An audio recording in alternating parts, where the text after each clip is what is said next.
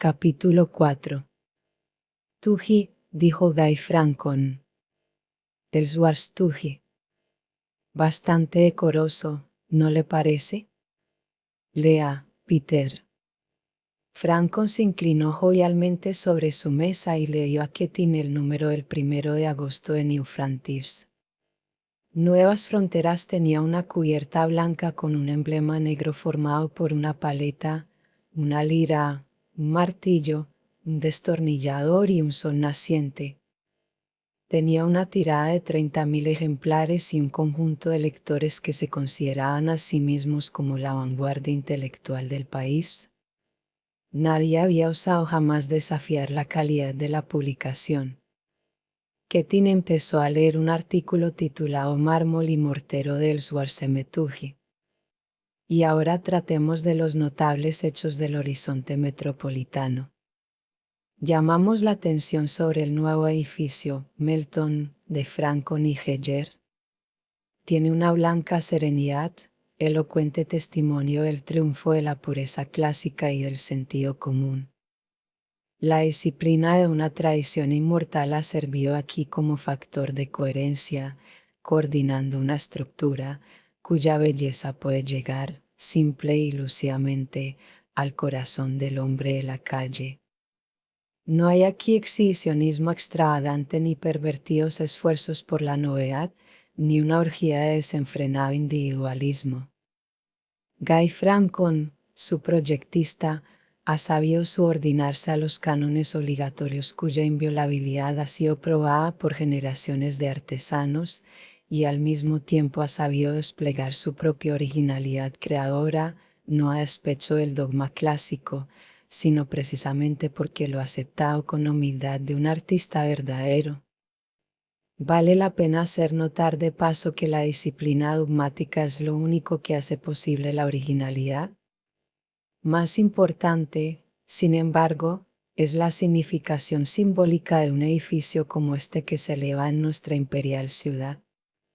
En su fachada meridional llama la atención la concepción de los cordones repetidos con deliberada y graciosa monotonía desde el piso 3 hasta el 18. Esas líneas largas, rectas, horizontales, representan el principio nivelador y moderador, las líneas de la igualdad. Parecen poner los edificios elevados al humilde nivel del observador. Son las líneas de la tierra, del pueblo de las grandes masas. Parece que nos dijesen que nada puede elevarse sobre la limitación del nivel humano común, que todo es sostenido y será refrenado por los cordones de la hermandad de los hombres como este orgulloso edificio. Continúa el artículo. Ketin lo leyó íntegramente, después levantó la cabeza. «Caramba», dijo espantado. Francon sonrió con gozo. «Bastante bueno, ¿eh? Y de Tuji, nada menos». No habrá muchas personas que hayan oído su nombre, pero acuérdese de mis palabras, lo oirán. Conozco los signos. De manera que él no cree que yo sea tan malo. Tiene una lengua como un punzón cuando quiere usarla. Tiene que ver lo que dice de otros, generalmente. ¿Conoce la última ratonera que hizo Derkin? Bueno. Yo estaba en una fiesta a la cual dijo Tuji, Francon se reía entre dientes, si el señor Derkin vive en la ilusión de que es arquitecto, alguien debería mencionarle las amplias oportunidades que se le ofrecen con la escasez de plomeros expertos. Imagínese que esto lo dijo en público. Desearía saber qué dirá de mí, se dijo Ketin ansiosamente, cuando llegue el tiempo. ¿Qué diablos quiere decir él con eso de significación simbólica y de los cordones de la hermandad, de los hombres? Si esto es lo que tienen que elogiar en nosotros, no tenemos que preocuparnos, comentó Francon. La profesión del crítico es interpretar la obra del artista y aún al artista mismo, señor Francon. El señor Tuji ha puesto de manifiesto, simplemente, la oculta significación que está inconscientemente en su propio espíritu. Oh, dijo Francon vagamente. ¿Piensa usted así? Y agregó vivamente, es posible. Sí, bastante posible. Es usted un muchacho listo, Peters. Muchas gracias, señor Francon. Kettin hizo ademán de levantarse. Espere. No se vaya. Otro cigarrillo, y después volveremos juntos a la faena. Francon se sonreía leyendo nuevamente el artículo. Kettin no lo había visto nunca tan contento, ni dibujar en la oficina ni contemplar un trabajo perfecto le habían hecho sentirse tan feliz como aquellas palabras de otro hombre, impresas en una revista que otros ojos leerían. Kettin estaba cómodamente sentado en una silla confortable. Ya hacía un mes que trabajaba con la firma Francon y Geyer. No había dicho ni hecho nada, pero se tenía la impresión en toda la oficina de que Gray Francon prefería que le enviaran a aquel muchacho antes que a cualquier otro. Raramente pasaba un día sin que se realizara este agradable intermedio, cada uno en un extremo de la mesa, en una respetuosa, creciente intimidad, escuchando quietos suspiros de Francon sobre la necesidad de rodearse de hombres que lo comprendiesen. Kettin se informó por sus compañeros de todo lo que podía informarse acerca de Guy Francon. Sabía que comía moderada y exquisitamente y que se enorgullecía del título de gastrónomo, que se había graduado con distinción en la École des Beaux-Arts, que se había casado con mucho dinero y que el matrimonio no había sido feliz, que compraba calcetines que hicieran juego con sus pañuelos, pero nunca con sus corbatas, que tenía preferencia por diseñar edificios de granito gris, que poseía una cantera de granito gris en Connecticut que constituía un negocio floreciente, que costeaba un magnífico departamento de soltero color de ciruela, en estilo Luis XV, que su esposa, una mujer de un apellido antiguo y distinguido, había muerto dejando su fortuna a la única hija del matrimonio, y que la hija, de 19 años, estaba en un colegio. Esto último le interesó mucho a Kettin. Mencionó como al pasar a la hija para tantear. Oh, sí, respondió. Sí, verdaderamente. Kettin no quiso ir más allá en sus averiguaciones, por entonces. El rostro de Francon demostraba que el tema de su hija era penosamente molesto para él, por alguna razón que Kettin no pudo descubrir. Kettin había conocido a Lucienne Geyer, el socio de Francon, y lo había visto ir a la oficina 2 veces en 3 semanas, pero no había podido saber qué servicios prestaba Geyer a la firma. Geyer no tenía hemofilia, pero parecía que la tuviese. Era un aristócrata marchito, con un largo cuello delgado, ojos tristes y saltones, y un aire de asustada dulzura para todo el mundo. Era la reliquia de una familia antigua y se creía que Francon había formado sociedad con él a causa de sus relaciones sociales.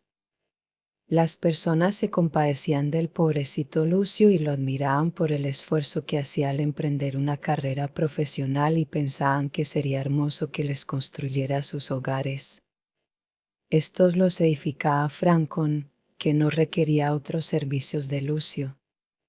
Y de esta manera todo el mundo quedaba satisfecho.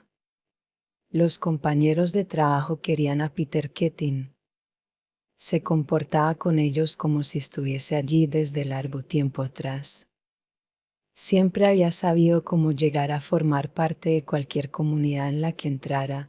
Resultaba suave y vivaz como una esponja, rápidamente se henchía, sin resistencia, con el aire y las costumbres del lugar. Su cordial sonrisa, su alegre voz, su fácil encogimiento de hombros parecían mostrar que nada pesaba demasiado en su alma y que era uno de esos seres que no censuran, que no exigen y que no acusan. Estaba sentado esperando que Francon terminara de leer el artículo. Francon levantó la cabeza para mirarlo y vio dos ojos contemplándolo con inmensa aprobación y dos vivos puntitos de altanería en las comisuras de los labios, como dos notas musicales de risa, visibles un segundo antes de ser oídas. Francon sintió que lo invadía una gran ola de satisfacción. Esta venía de la altanería. La aprobación, junto con aquella sabia media sonrisa, le otorgaba una grandeza que no merecía. Una ciega admiración hubiese sido precaria, una merecida admiración hubiese significado una responsabilidad, una admiración inmerecida era valiosa. Sonrió a Ketin y le dijo: «Cuando se vaya, Peter, dele esto a la señorita Jeffers para que lo coloque en mi álbum de recortes». Al bajar la escalera, Ketin tiró la revista al aire y la recogió hábilmente, mientras sus labios continuaban moviéndose como cuando se silba, pero sin omitir sonido. En la sala de dibujo vio a Tim Davis, su mejor amigo, inclinado con desaliento sobre un dibujo. Tim Davis era el muchacho alto, rubio, de la mesa vecina. Ketin se había dado cuenta desde el principio de que era el dibujante favorito de la oficina. Ketin lo sabía, no con evidencia tangible, pero sí con esa certeza con que él siempre conocía las cosas. Procuraba, tan frecuentemente como era posible, que se le permitiese tomar parte en los proyectos en los cuales Davis trabajaba. Pronto comenzaron a salir juntos, después del trabajo del día, y a entablar conversaciones casi íntimas, y Ketin escuchó con gran atención la charla de Davis sobre sus amores con una tal Elaine Duffy, de cuyas palabras nada recordaba después. Encontró a Davis con una negra tristeza, masticando furiosamente un cigarrillo y un lápiz al mismo tiempo. Ketin no tuvo necesidad de hacerle ninguna pregunta, inclinó simplemente su rostro fraternal sobre el hombro de su amigo. Davis escupió el cigarrillo y estalló. Le habían comunicado que tendría que trabajar horas extraordinarias por la noche, por tercera vez en una semana. Tengo que quedarme hasta Dios sabe qué hora. Tengo que terminar este trabajo esta noche. Cerró de un golpe los pliegos que tenía delante. Mira esto. Horas y horas se necesitan para acabarlo. ¿Qué voy a hacer? Bueno, eso es porque tú eres el empleado mejor de aquí, por eso te necesitan. Al diablo con eso. Tenía una cita con Elaine esta noche. ¿Cómo voy a fallarle? Es la tercera vez. No me creerá. Así me dijo la última vez. Esto es el fin. Voy a subir para decirle a Dai el poderoso dónde puede meterse sus planos y su empleo. Me voy. Espera, dijo Ketin, y se le acercó aún más. Espera. Hay otro camino.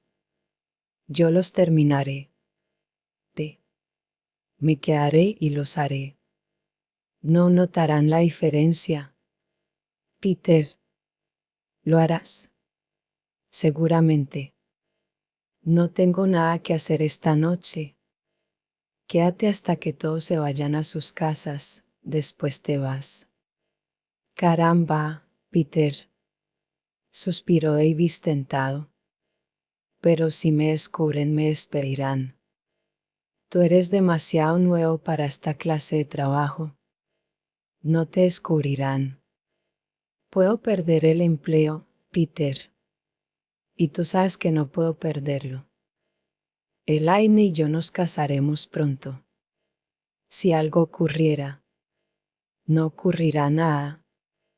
Poco después de las 6, Davis salió furtivamente de la vacía sala de dibujo, dejando a Ketin sentado frente a su mesa.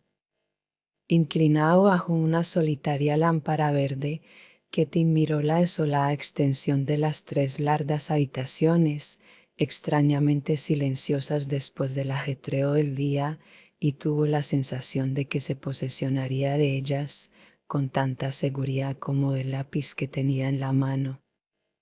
Eran las 9:30 cuando terminó los planos. Los amontonó cuidadosamente en la mesa de Davis y dejó la oficina. Bajó a la calle y notó que un sentimiento de indigna satisfacción, como el que se experimenta después de una buena comida, se agitaba en él. Después la comprensión de su soledad le hirió de golpe. Tenía que compartirla con alguien y no tenía a nadie. Por primera vez deseó que su madre estuviese en Nueva York, pero se había quedado en Stanton esperando el día en que él pudiese mandar a buscarla. No tenía dónde ir, salvo a la respetable y pequeña fonda de la calle 28 Oeste, donde podría trepar por los 3 tramos de la escalera a su habitación, limpia y poco ventilada. Había encontrado muchas personas en Nueva York, muchas agradables aunque no podía recordar su apellido. Pero no deseaba ver a ninguna de ellas. Y entonces se acordó de Catherine Halsey. Le había mandado un telegrama la noche que se graduó y desde entonces la había olvidado. Ahora quería verla y con el sonido de su nombre en su memoria sintió un deseo intenso e inmediato. Saltó a un ómnibus que iba por el largo camino a Greenwich, trepó a la parte superior, que estaba desierta, se sentó solo en el banco del frente y maldijo cuando las luces del tránsito se ponían rojas. Siempre le había ocurrido igual en lo que a Catherine concernía, y deseaba saber vagamente por qué le pasaba eso. Hacía un año que la había conocido en Boston, donde ella vivía con su madre. Le había parecido casera y obtusa en el primer encuentro, sin otro mérito que su sonrisa agradable, pero no era razón suficiente para no verla otra vez. Le había telefoneado la noche siguiente. De las incontables muchachas con que había tropezado en sus años de estudiante, ella era la única con la cual no había ido más allá de unos pocos besos. Sabía que podía tener a Catherine, la deseaba, ella lo amaba y admitía esto francamente, sin temor ni timidez, sin pedirle nada, sin esperar nada, pero nunca se había aprovechado de ello. Se había sentido orgulloso de las muchachas a las que cortejaba en aquellos días, las muchachas más hermosas, las más codiciadas, las que mejor vestían, y se había deleitado con la envidia de sus condiscípulos. Se había sentido avergonzado por el atolondrado descuido de Catherine y por el hecho de que ninguno de los muchachos lo hubiese mirado 2 veces. Pero nunca se había sentido tan feliz como cuando bailaba con ella en las fiestas estudiantiles.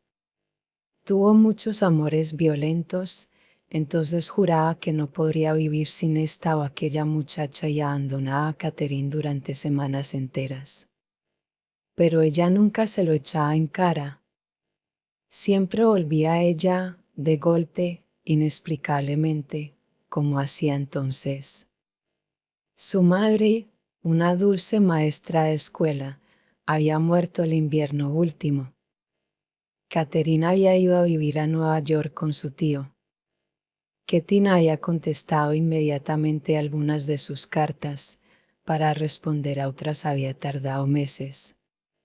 Ella siempre le había contestado enseguida y nunca le escribía durante sus largos silencios, esperando pacientemente. Sentía, cuando se acordaba de ella, que era irreemplazable. Después, en Nueva York, donde podía comunicarse fácilmente con ella, con solo coger un ómnibus o un teléfono, la había olvidado durante un mes. Conforme iba llegando a su casa, pensaba que no había anunciado su visita. No le extrañaría que estuviese en casa, siempre había vuelto sin avisar y siempre estaba allí. También estaba allí aquella noche. Le abrió la puerta en el piso más alto de una casa de piedra oscura y deteriorada. «¿Qué tal, Peter?», dijo, como si lo hubiese visto el día anterior. Estaba delante de él y parecía demasiado pequeña, demasiado delgada para sus ropas. La falda, negra y corta, estaba ajustada a la cintura por medio de un lazo angosto. El cuello de la camisa de varón pendía suelto, estirado hacia un lado, descubriendo la protuberancia de la clavícula. Las mangas le quedaban largas y caían sobre sus frágiles hombros. Lo miró inclinando hacia un lado la cabeza, llevaba los cabellos, castaños, tan descuidadamente recogidos en la nuca que parecían tener un corte masculino. Tenía ojos grises, grandes y miopes. Su boca sonreía suave, delicada y encantadoramente, y llevaba pintados los labios. «¿Qué tal, Kate?», dijo él. Se sintió en paz. Sentía que nada tenía que temer en aquella casa ni en cualquier parte. Se había preparado para darle explicaciones, para hablarle de lo ocupado que había estado en Nueva York, pero le pareció que no venían al caso. «Dame el sombrero», dijo ella. «Cuidado con esa silla, no es muy segura. Hay otras más firmes en el living, entra». El living le pareció modesto, pero con cierto aire de distinción y de buen gusto. Se fijó en los libros, en los estantes baratos que llegaban hasta el techo, cargados con hermosos volúmenes que se amontonaban sin cuidado, como si los usaran constantemente. Vio sobre un escritorio gastado y prolijo un aguafuerte de Rembrandt, manchado y amarillento, descubierto, quizás, en algún tenducho por el ojo de un experto que nunca se hubiese desprendido de él, aunque el venderlo le hubiese servido de ayuda. Pensaba en qué clase de negocios ocuparía su tío, cosa que él nunca le había preguntado. Se quedó mirando vagamente la habitación, sintiendo su presencia detrás de él, gozando de esa sensación de seguridad que tan pocas veces encontraba. Se volvió entonces, la tomó en sus brazos y la besó. Ella lo besó suave y ansiosamente, pero no estaba ni asustada ni agitada, demasiado feliz para tomarlo en cualquier forma como un hecho natural. «Dios mío, cómo te he echado de menos», dijo él, sabiendo que así había ocurrido desde que la había visto por última vez, y quizá con mayor intensidad en los días en que no pensaba en ella. «No has cambiado mucho», dijo, «pareces un poco más delgado. Te sienta bien. Vas a ser muy atrayente cuando tengas 50 años, Peter». No es un gran cumplido por la conclusión que puedo sacar de él. ¿Por qué? ¿Crees que pienso que no eres atrayente ahora? Ya lo creo que lo eres. No deberías decírmelo así directamente. ¿Por qué no? Tú sabes que es cierto. Pero estaba pensando cómo serás cuando tengas 50 años. Tendrás las sienes grises y usarás traje gris. He visto uno en un escaparate la semana pasada y pensé que ese sería el único, y serás un gran arquitecto. ¿Piensas realmente así? Ya lo creo. Él esperaba las preguntas inevitables, pero en cambio, empezaron a hablar de pronto de los viejos días que juntos habían pasado en Stanton. Recordaba los trajes de baño que ambos usaban, sus medias caídas, la horchatería favorita de Stanton, donde pasaban muchas tardes de verano juntos, pero se le ocurría vagamente que nada de eso tenía sentido. Había muchas cosas importantes que decirle y preguntarle, pero pensaba que las personas no conversaban de esa manera cuando se encuentran al cabo de muchos meses sin verse. Pero a ella le parecía bastante natural, como si no tuviera en cuenta que habían estado separados tanto tiempo. Al cabo, él preguntó: «¿Recibiste mi telegrama?» «Oh, sí. Gracias. ¿No quieres saber cómo me van las cosas en la ciudad?» «Pues sí. ¿Cómo te va?» «Me parece que no tienes un interés muy grande». ¿Cómo no? Quiero saber todo lo que se refiere a ti. A ti no te importa mucho, ¿no es cierto? ¿Qué? Lo que hago. Sí que me importa, Peter. No, quizá no demasiado. Eso es una monada tuya. Lo que realmente me interesa no es lo que haces, sino tu persona. ¿Yo? Sí, tú aquí o en la ciudad o en cualquier parte del mundo. No sé nada más que eso. ¿Sabes, Katie? Eres una tonta. Tu técnica es algo terrible. ¿Mi qué? Tu técnica. No puedes decirle a un hombre, tan desvergonzadamente como lo haces, que estás loca por él. Pero sí es cierto. Pero no puedes decirlo. Los hombres no se interesarán por ti. Yo no quiero que los hombres se interesen por mí. Quieres que yo me interese, ¿no es verdad? ¿Y te interesas, no es cierto? Sí, dijo él, estrechándola en sus brazos. Es terrible. Soy más loco que tú. Bien, entonces todo está perfectamente, respondió ella, acariciándole el pelo. ¿No te parece? Siempre ha estado perfectamente, y eso es lo más extraño de todo. Pero quiero contarte lo que me ha ocurrido, porque es importante. Estoy realmente muy interesada, Peter. Bien, sabrás que estoy trabajando con Franco Nigeri, o diablos, nunca te imaginas tú lo que eso significa. Sí, puedo darme cuenta. Los he visto en Quién es quién en arquitectura. Los elogiaban mucho, y le pregunté a mi tío. Me dijo que ocupaban el primer puesto en los negocios. Sin la menor duda. Francon es el proyectista más grande de Nueva York, de todo el país, de todo el mundo, quizás. Ha construido 17 rascacielos, 8 catedrales, 6 estaciones terminales de ferrocarril y sabe Dios cuántas otras cosas más. Naturalmente, es un viejo loco y un farsante ostentoso y se detuvo, con la boca abierta, contemplándola. No había pensado decir eso. Nunca se había permitido pensar así antes. Ella lo miraba serenamente. Sí, preguntó. Y bien, y balbuceó él, y se dio cuenta que no podía hablarle a ella en forma diferente, y qué es lo que yo pienso realmente de él. Y que no le tengo ningún respeto. Y que estoy encantado de trabajar con él. ¿Comprendes? Claro, respondió ella serenamente. Eres ambicioso, Peter. ¿No me desprecias por eso? No. Eso es lo que tú quieres. Seguramente es lo que yo quiero.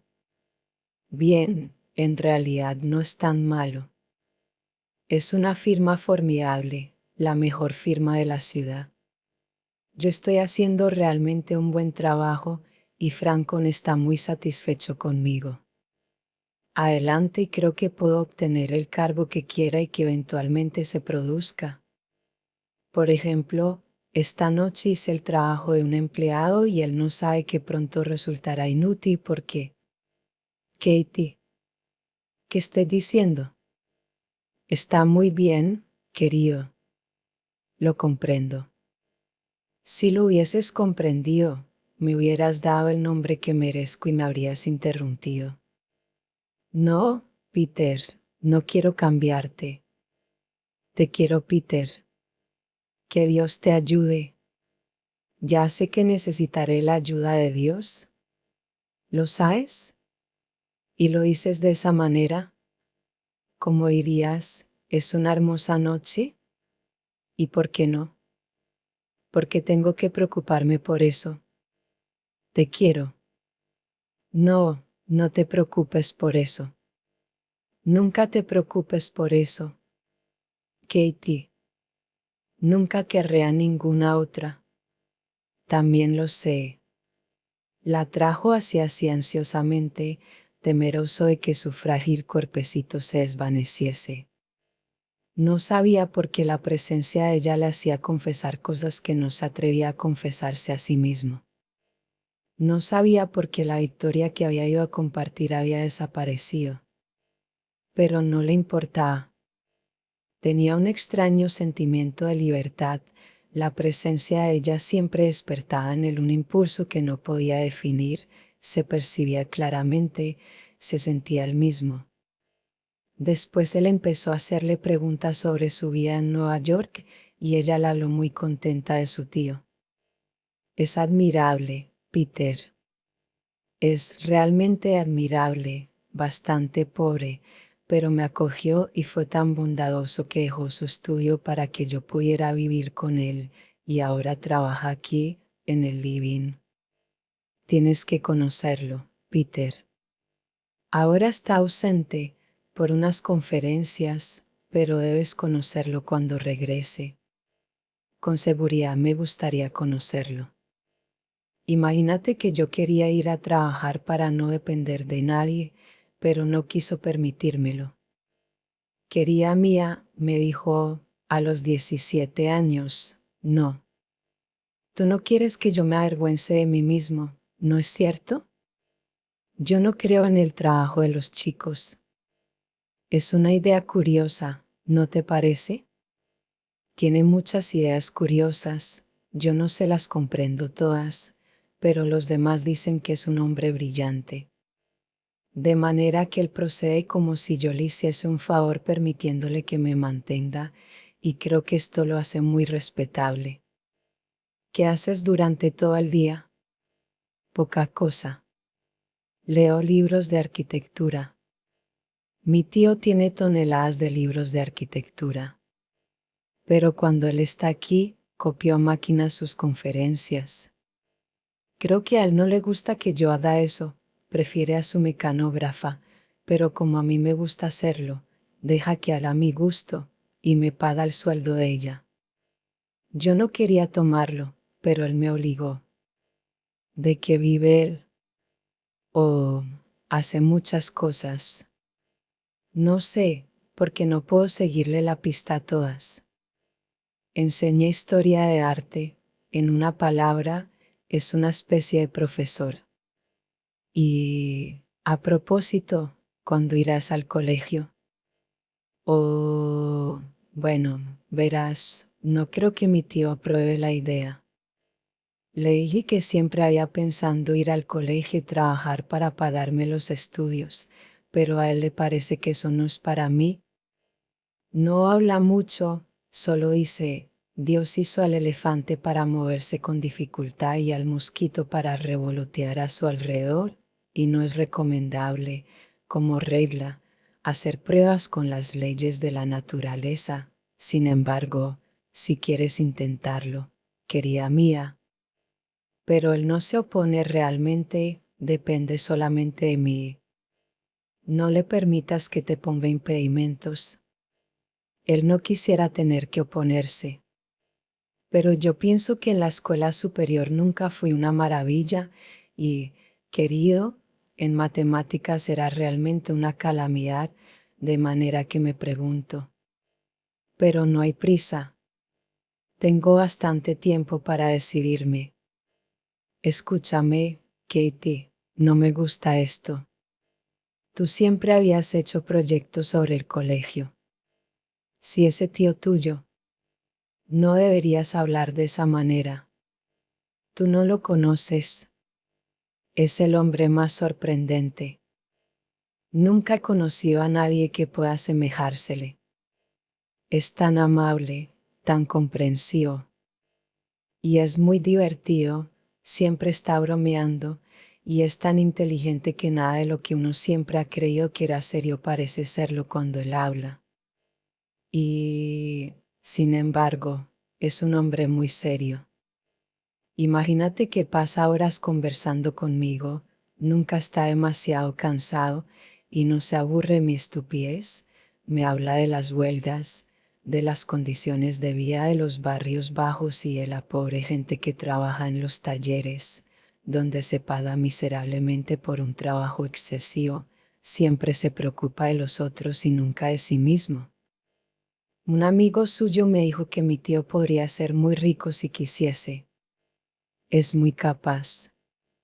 Pero no quiere, y además no le interesa el dinero. Eso no es humano.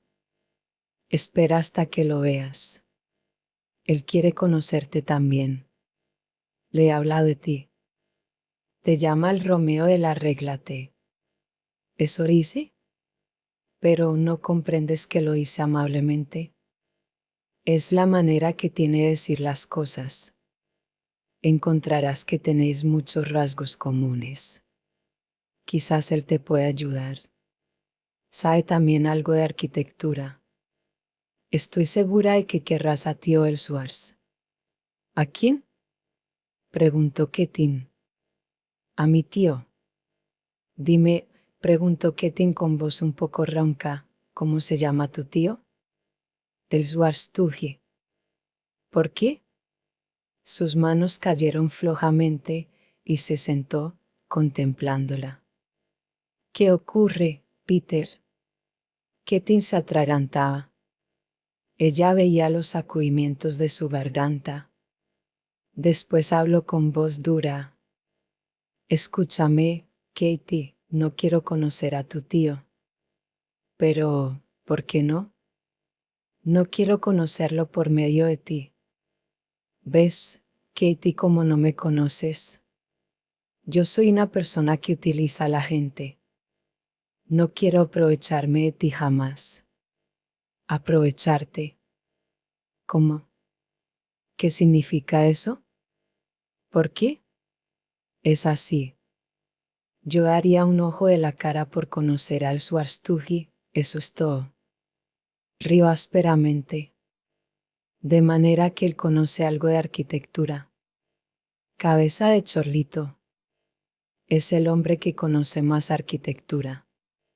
Quizá todavía no, pero dentro de un par de años, lo será. Pregúntale a Francon, a ese zorro viejo, que lo sabe. Está en camino de llegar a ser el Napoleón de los críticos de arquitectura. Míralo ascender. En primer lugar, no hay muchos que se molesten en escribir sobre nuestra profesión, de manera que él es el hombre inteligente que monopolizará el mercado. Tendrías que ver cómo, en nuestra oficina, los grandes personajes lamen cada coma que él escribe. ¿De manera que tú crees que podría ayudarme? Podría formarme y lo hará, cuando lo conozca, cuando esté en condiciones de conocerlo, así como conocí a Francon, pero no en este lugar ni por mediación tuya, ¿comprendes? Pero Peter, ¿por qué no?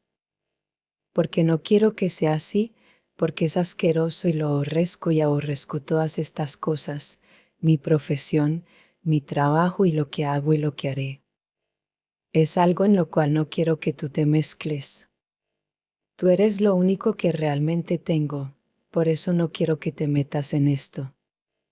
¿Que no me meta en qué? No sé.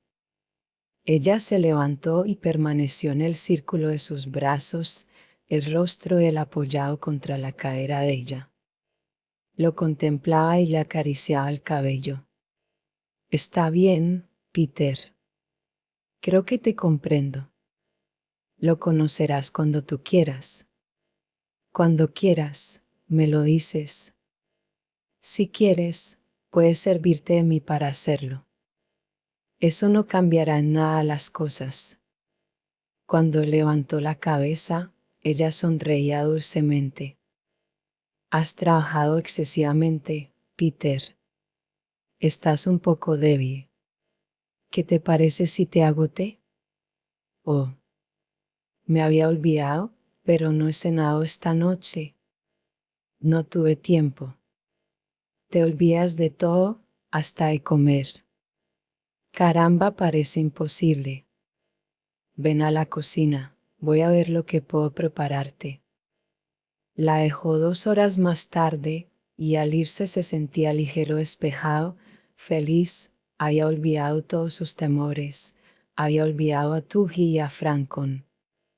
Pensaba solamente que le había prometido volver al día siguiente y que era inaguantable todo el tiempo que tenía que esperar. Ella permaneció en la puerta hasta que él se fue, con las manos cruzadas sobre el pecho pensando que quizá volvería al día siguiente o quizá 3 meses después. Cuando termine esta noche, dijo Henry Cameron, quiero verlo en mi oficina. Tengo que hablarle. Muy bien, respondió Rourke. Cameron giró sobre sus talones y salió de la sala de dibujo. Esa había sido la frase más larga que le había dirigido a Rourke en todo el mes. Rourke había ido a la misma habitación todas las mañanas, había hecho su tarea y no había oído una sola palabra de comentario. Cameron solía entrar en la sala de dibujo y permanecer detrás de Rourke largo tiempo, mirando por encima de sus hombros. Era como si sus ojos se concentraran deliberadamente tratando de hacer desviar la firme mano de su curso sobre el papel. Los otros 2 dibujantes chapuceaban sus trabajos ante el solo pensamiento de que semejante aparición estuviese detrás de ellos. Pero Rourke parecía no darse cuenta, continuaba el trabajo, sin apresurarse, y con toda tranquilidad cambiaba un lápiz de punta ya gastada por otro. Yu-Ye y Hugh, refunfuñaba Cameron de pronto.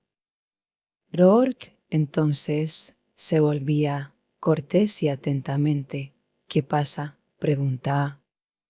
Cameron se volvía sin una palabra, subrayando despectivamente, con sus pequeños ojos, lo que consideraba innecesario contestar, abandonada la habitación. Rourke continuaba con su dibujo. Te equivocas, dijo Loomis, el dibujante joven, a Simpson, su anciano colega. El viejo no quiere a ese tipo. No puedo censurarlo por eso. Aquí hay uno que no durará mucho tiempo. Simpson era viejo e inútil. Había sobrevivido a la oficina de 3 pisos que tenía Cameron, se había clavado en ella y nunca había comprendido nada. Loomis era joven, tenía la cara de esos vagos que viven en las esquinas y estaba allí porque había sido echado en muchas otras partes. Ninguno de los 2 quería a Rourke. A primera vista, generalmente impresionaba mal a todos. Su rostro era hermético como la puerta de una caja de seguridad, y las cosas que están encerradas en ella son valiosas, aunque la gente no lo perciba. Él constituía en la habitación una fría e inquietante presencia, una presencia que tenía una extraña cualidad, se hacía sentir y al mismo tiempo hacía sentir a los demás que él no estaba allí, o quizá que él estaba y los demás no. Después del trabajo, recorría a pie la larga distancia que había hasta su casa, un alojamiento cerca de Strivers. Había elegido ese alojamiento porque, por $2.50 por semana, había obtenido la guardilla, una inmensa habitación que había sido utilizada como depósito. No tenía cielo raso y el agua goteaba entre las desnudas vigas del techo, pero tenía una hilera de ventanas a lo largo de 2 de sus paredes, algunas con cristales, otras con cartones. Unas ventanas daban al río y otras a la ciudad. Hacía una semana, Cameron había entrado en la sala de dibujo y había arrojado sobre la mesa de Rourke un proyecto exagerado de una residencia de campo. Mire si puede hacer una casa de esto, gruñó sin dar ninguna otra explicación. No se acercó a la mesa de Rourke durante los días siguientes. Rourke había terminado los planos la noche anterior y los había dejado sobre la mesa de Cameron. Aquella mañana, este había entrado, arrojándole a Rourke algunos bosquejos de ensambladuras de acero, ordenándole que se presentase en su oficina más tarde, y no apareció en la sala de dibujo durante el resto del día. Los otros se habían ido. Rourke extendió un viejo pedazo de hule sobre la mesa y se dirigió hacia el estudio de Cameron. Sus proyectos de la casa de campo estaban esparcidos sobre la mesa. La luz de una lámpara caía sobre las mejillas, sobre la barba de Cameron, haciendo brillar los hilos de plata, sobre su mano, sobre un ángulo del diseño, cuyas líneas sobresalían vigorosas como si estuviesen repujadas en el papel. «¿Está despedido?», dijo Cameron. Rourke estaba en el centro de la habitación, con el cuerpo apoyado en una pierna, los brazos colgando y un hombro levantado. «¿Despedido?», preguntó tranquilamente, sin el menor movimiento. «Acérquese», dijo Cameron. «Siéntese». Rourke obedeció. «Usted es demasiado buena. Es demasiado bueno para lo que quiere hacer de su persona. Es inútil, Rourke. Mejor ahora que más tarde». «¿Qué me quiere decir?». «Malgastar las fuerzas que usted malgasta en un ideal que nunca alcanzará, que nunca le permitirán conquistar. Transformar en una tortura para usted mismo esa fuerza maravillosa que posee. Véndala, Rourke. Véndala ahora. Tiene lo que ellos pagan, y pagan bien si lo utiliza como ellos quieren. Acéptelos. Transija. Transija ahora, porque tendrá que hacerlo más tarde de cualquier manera. Más tarde tendrá que soportar cosas de las cuales se arrepentirá. Usted no lo sabe y yo sí. Evítese eso. Déjeme, váyase a ver algún otro». «¿Usted procedió así?». «Bastardo presuntuoso. ¿Crees que yo he dicho que era tan bueno? Le dije que lo comparaba a...». Se detuvo porque vio que Rourke se estaba riendo. Lo miró e inmediatamente se echó a reír como contestación. Y fue la cosa más dolorosa que Rourke jamás hubiera visto. «No», dijo Cameron dulcemente. «Es inútil. Es inútil. Bueno, tiene razón. Es tan bueno como usted mismo se considera. Pero quiero hablarle, y no sé exactamente cómo empezar. He perdido la costumbre de hablar a hombres como usted». «¿Perdido?». «Quizá no la haya tenido nunca. Quizá sea eso lo que me asusta ahora. ¿Tratará usted de comprender?». «Comprendo». «Creo que está perdiendo el tiempo. No sea terco. Porque yo no puedo ser rudo con usted ahora. Quiero que me escuche. ¿Me escuchará y no me contestará?». «Sí». «Discúlpeme, no quise ser rudo. Vea, de todos los hombres, yo soy el último a quien debió recurrir. Cometería un crimen si lo mantuviese aquí. Alguien tendría que haberlo prevenido contra mí. Yo no puedo ayudarle, tampoco quiero desanimarle. No puedo enseñarle nada con sentido común, al contrario, le haré marchar por el camino en que está ahora. Lo obligaré a que siga haciendo lo que es y lo empeoraré. ¿No ve? Dentro de un mes ya no podría dejarlo partir. Tampoco estoy seguro de que pueda dejarlo ahora. Por eso no discuta conmigo y váyase mientras pueda». «Pero, ¿acaso puedo? ¿No piensa que es demasiado tarde para los dos?». «Era demasiado tarde para mí hace 12 años. Trate de irse, Rourke. Trate de ser razonable de una vez. Hay bastantes personas importantes que lo tomarán, haya sido expulsado o no. Podrán reírse de mí en sus discursos, durante los banquetes, pero me roban cuando les conviene y saben que conozco un buen dibujante en cuanto lo veo. Le haré una carta para Guy Francon. Trabajó conmigo hace ya mucho tiempo. Creo que lo eché, pero eso no tiene importancia. Vaya a verlo. A primera vista no le gustará, pero se acostumbrará y me lo agradecerá usted siempre. ¿Por qué habla de eso, si no es lo que me quiere decir?». Eso no es lo que usted hizo. Por eso se lo digo, porque eso no es lo que hice yo. Mire, Rourke, usted tiene una cosa que me causa miedo. No es el trabajo que hace. Poco me importaría si usted fuera un exhibicionista que hace algo distinto, como proezas o calaveras para llamar la atención. Es un sistema inteligente de oponerse a la multitud y divertirla cobrando la admisión al espectáculo. Si procediera así, no me preocuparía, pero no es eso. Usted ama su trabajo. Gracias a Dios, lo ama. Y eso es lo malo. Esa es la mancha que hay en su frente para que todos la distingan. Ama el trabajo, y ellos lo saben, y saben que lo tienen a usted. ¿No mira nunca a las personas en la calle? ¿No tiene miedo de ellas?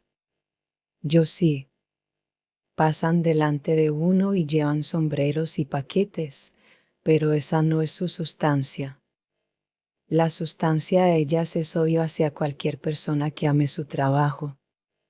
Es la única especie que temen, no sé por qué.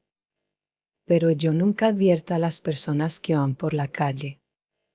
¿Se da cuenta de lo que me han hecho a mí? Solo sé que usted no les tenía miedo. ¿Por qué me pregunta si yo les tengo miedo? Es precisamente para saber si las teme por lo que se lo pregunto. Se inclinó hacia adelante, cerrando los puños. ¿Quiere contestarme, Rourke? Usted es cruel, ¿no es cierto? Bien, se lo oiré. ¿Quiere terminar así? ¿Quiere ser lo que soy yo? Rourke se levantó y se puso frente a Cameron, cerca del borde luminoso de la mesa. Si al fin de mi vida, dijo Rourke, soy lo que estés hoy, en este estudio, lo consideraré como un honor que no mereció. Siéntese, gruñó Cameron. No me gustan las alabanzas. Rourke se sorprendió de hallarse de pie. Discúlpeme, no sabía que me había levantado, dijo. Vamos, siéntese. Escuche. Comprendo, usted es muy amable. Yo creí que con unos pocos días que estuviera aquí eran suficientes para quitarle la cabeza al culto por los héroes. Veo que no ha sido así. Piensa en lo grande que es el viejo Cameron, un luchador noble, mártir de una causa perdida. Le gustaría morir conmigo en las barricadas y comer mal el resto de su vida. Ya sé que esto le parece algo puro y hermoso a su avanzada de 22 años. Pero ¿sabe lo que significa eso? 30 años de una causa perdida. Suena bien, ¿verdad? Pero ¿sabe cuántos días hay en 30 años? ¿Sabe lo que sucede en esos días? Rourke, ¿sabe lo que sucede? No es de esto de lo que usted quiere hablar. No, no quiero hablar de esto, pero voy a hablar y quiero que me escuche, quiero que sepa lo que le espera. Habrá días que mirará sus manos y querrá hacérselas pedazos porque lo mortificarán por lo que hubiesen podido haber hecho si solamente hubiesen encontrado la oportunidad para hacerlo, y no habrá podido encontrar esa oportunidad, y no podrá aguantar su cuerpo vivo porque sus manos han fracasado. Habrá días que el conductor de un ómnibus le pedirá bruscamente los 10 centavos cuando suba, pero no será eso lo que escuchará. Le parecerá oírle decir que este no es nada y que se está burlando porque sobre su frente está escrita esa señal que ellos oían. Habrá días que estará en el rincón de una sala y escuchará a una persona hablando en un escenario de construcciones, del trabajo que usted ama, y esperará, por lo que él dice, que alguien se levante y lo aplaste entre las uñas de los pulgares, pero lejos de eso, escuchará que lo aplauden y querrá chillar porque no sabrá si ellos son seres reales o si lo es usted. Si está en una habitación llena de cabezas vacías o si alguno le ha vaciado la suya, y no oirá nada porque los sonidos que pueda emitir no constituyen una lengua comprensible en aquella habitación. Si hubiese querido hablar, no hubiera podido, porque lo hubieran echado, porque no tendrá nada que decirles de arquitectura. ¿Es eso lo que usted quiere? Rourke se quedó inmóvil, las sombras afilaban su rostro. Tenía un negro prisma en su hundida barbilla, un largo triángulo negro el sesgo de su barbilla, los ojos fijos en Cameron. ¿No es bastante?, interrogó Cameron. Muy bien. Después, un día, verá, sobre un papel que tendrá delante, un edificio que lo invitará a arrodillarse. No querrá creer que lo ha hecho, pero lo habrá hecho y entonces pensará que la tierra es hermosa y que el aire tiene olor a primavera, y amará a sus semejantes porque no habrá mal en el mundo. Saldrá de su casa con el proyecto que ha realizado porque no tendrá dudas de que será erigido por el primer hombre que lo vea, pero no irá muy lejos de su casa porque será detenido en la puerta por el hombre que va a cortarle el gas. Habrá hecho economías al cocinar para poder terminar el proyecto con sus ahorros y tendrá todavía algo que cocinar, pero no lo habrá pagado. Después de todo, eso no es nada y usted puede reírse. Pero finalmente irá a la oficina de un hombre con su dibujo y se maldecirá por ocupar tanto espacio con su cuerpo y tratará de alejarse del alcance de su vista, de manera que él no lo pueda ver y que escuche solamente su voz, mendigándole, suplicándole, abrazándole las rodillas. Se detestará por todo eso, pero no le preocupará mayormente con tal que él le permita construir el edificio. Querrá desgarrarse las entrañas para mostrárselas y hacerle ver lo que usted tiene dentro a fin de que le permita erigir el edificio. Entonces él dirá que lo lamenta mucho, porque el trabajo ha sido otorgado a Guy Francon. Y volverá a su casa y no sabrá qué hacer allí. Gritará como una mujer, como un borracho, como un animal. Este sería su porvenir, Howard Rourke. Ahora, ¿lo quiere usted? Sí, dijo Rourke. Los párpados de Cameron cayeron, su cabeza se inclinó un poco, después más, y continuó cayendo lentamente con largas y extrañas sacudidas. Después se detuvo. Quedó quieto en su asiento, los hombros encorvados, los brazos acurrucados en su regazo. Howard murmuró, nunca le he dicho esto a nadie. Muchas gracias, replicó Rourke. Después de largo rato, Cameron levantó la cabeza.